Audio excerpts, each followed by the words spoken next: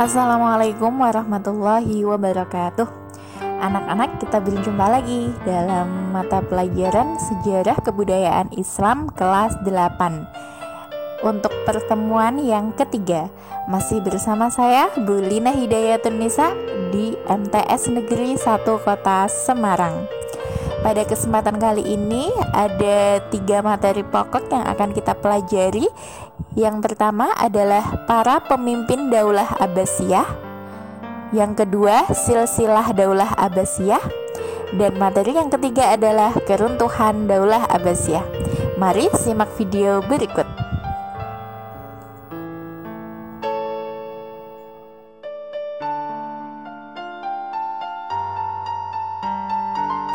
Materi pertama adalah para pemimpin Daulah Abbasiyah. Daulah Abbasiyah berkuasa selama 5,5 abad, yaitu dari tahun 132 Hijriah sampai tahun 656 Hijriah atau 750 Masehi sampai tahun 1258 Masehi. Selama pemerintahan Daulah Abbasiyah ada 37 khalifah yang pernah memimpin. Di antara khalifah-khalifah yang terkenal adalah yang pertama Abu Abbas As-Saffah. Beliau ini adalah khalifah pendiri Daulah Abbasiyah. Kemudian khalifah yang terkenal yang kedua adalah Abu Ja'far Al-Mansur. Yang ketiga adalah Harun Ar-Rasyid, dan khalifah yang terkenal yang keempat adalah Khalifah Al-Ma'mun. Khalifah-khalifah tersebut telah banyak mengukir prestasi dan kemajuan, baik di bidang administrasi pemerintahan, ilmu pengetahuan, politik, militer, ekonomi, dan arsitektur. Selanjutnya, materi yang kedua adalah silsilah Daulah Abbasiyah. Kalian perhatikan bagan berikut. Dimulai dari yang pertama, ini Daulah Abbasiyah itu berasal dari keturunan kakek Abdul Muthalib. Kakeknya Nabi Muhammad ya, Abdul Muthalib. Di mana silsilah keturunan ini dapat kita lihat bahwa kakek Abdul Muthalib itu mempunyai 2 anak laki-laki. Yang pertama adalah Abdullah, beliau adalah ayahanda dari Nabi Muhammad SAW, dan putra kakek Abdul Muthalib yang kedua adalah Abbas, pamannya Rasulullah ya, Abbas bin Abdul Muthalib. Nah, dari keturunannya Abbas inilah Daulah Abbasiyah terbentuk. Nah, seperti kita lihat di bagan ini, kita bisa lihat yang menjadi khalifah yang pertama adalah Abu Abbas As-Saffah. Kemudian dilanjutkan Al-Mansur, Khalifah Al-Mahdi, kemudian Al-Hadi, Al-Amin, Al-Ma'mun, Al-Mu'tasim, Al-Mutawakil, Al-Wasik, Al-Muntasir, Al-Mu'tas, Al-Mu'tamid, kemudian Al-Muhtadi, Al-Musta'im, Al-Murtadid ya. Banyak sekali ini khalifah-khalifah dari Daulah Abbasiyah, sebanyak 37 khalifah, sampai khalifah yang terakhir dari Daulah Abbasiyah ini adalah Khalifah Al-Mutawakil 3. Nah, dari pohon silsilah ini dapat kita ketahui bahwa Daulah Abbasiyah ini menerapkan sistem pemerintahan monarki, di mana khalifah dipilih berdasarkan garis keturunan dan rakyat harus tunduk menerimanya. Nah, di Indonesia, negara kita, sistem pemerintahannya bukan monarki, tetapi adalah demokrasi Pancasila, di mana presiden atau pemimpin dari suatu negara itu dipilih oleh rakyat melalui pemilu.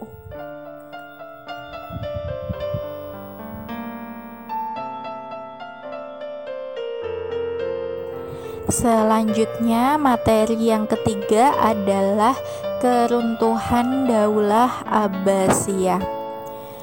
Jadi ada dua faktor penyebab keruntuhan Daulah Abbasiyah, yaitu yang pertama faktor internal dan yang kedua adalah faktor eksternal.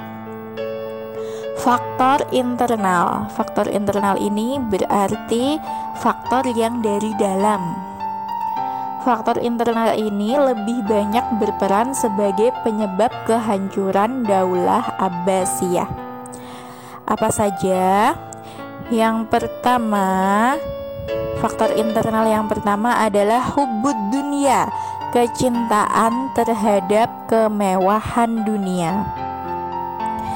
Jadi periode awal Daulah Abbasiyah berkuasa ini menghasilkan kemakmuran dan kemewahan hidup di kalangan penguasa. Nah, kondisi ini mendorong generasi khalifah berikutnya untuk hidup lebih mewah dari khalifah sebelumnya. Hal ini menyebabkan pemborosan uang kas negara. Kemudian, faktor internal yang kedua adalah konflik keluarga dan perebutan kekuasaan. Konflik keluarga dan perebutan kekuasaan.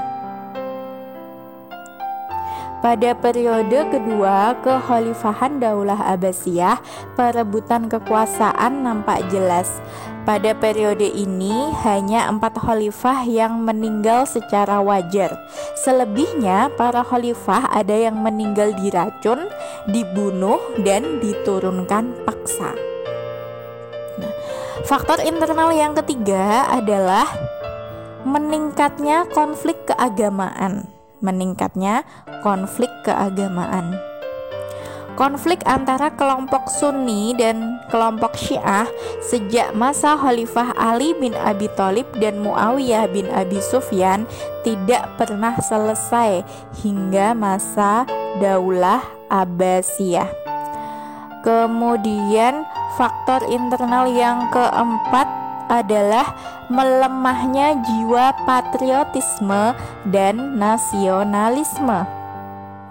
Daulah Abbasiyah banyak memperoleh kemakmuran sehingga mampu membayar tentara asing dari Turki untuk menjaga keamanan dan pertahanan negara.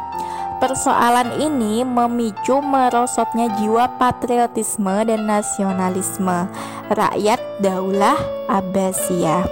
Nah, keempat faktor-faktor tadi ini adalah faktor internal. Selanjutnya adalah penyebab keruntuhan Daulah Abbasiyah di faktor kedua. Faktor kedua adalah faktor eksternal, faktor yang berasal dari luar.